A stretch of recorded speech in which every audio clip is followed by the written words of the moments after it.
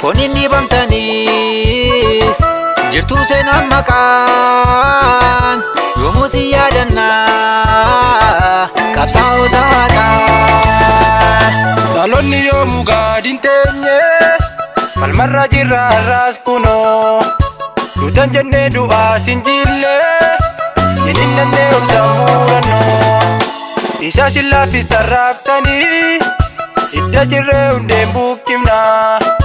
geeba faajii bilisummaa maqaa keessanii non dhaabbannaa.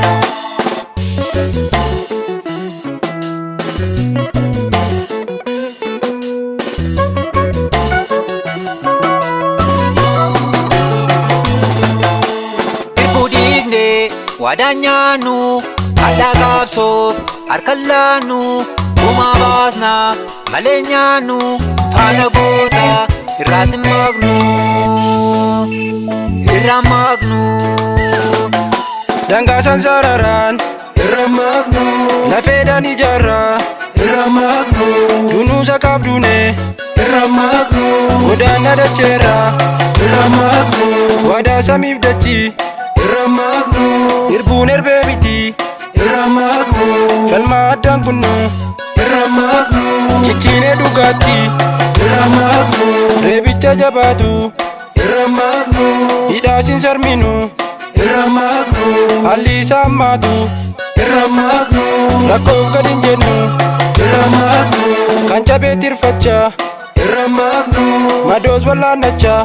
irra maqnu kan kufees kaafachaa irra maqnu dubeessa waallachaa irra maqnu qabsoon saba keenya irra maqnu hanga galma geessu irra maqnu hanga wareegamaat irra maqnu yookiin bilisummaat irra maqnu.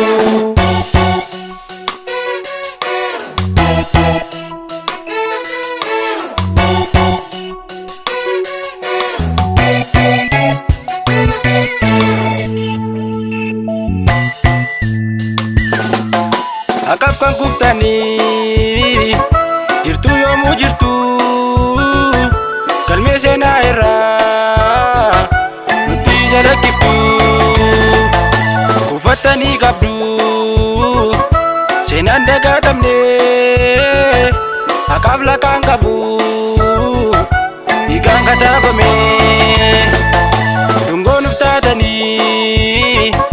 nu maddi taanifaa ofii gubattanii dhumtaan akka guchaa fooniin dibamtaniis jirtuu seenaan maqaan yoomuu si yaadannaa qabsaa'ota haqaa. Iyyaafannee arguun dandeenye kan fayyaatti jira saadamne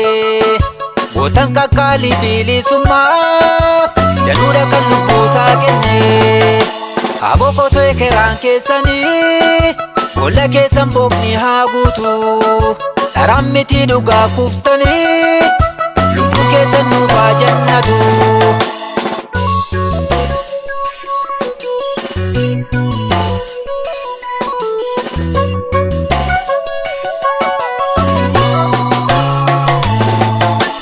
Hin bitaamnu hin gurguramnu kayyoo keessaan hin maseensinu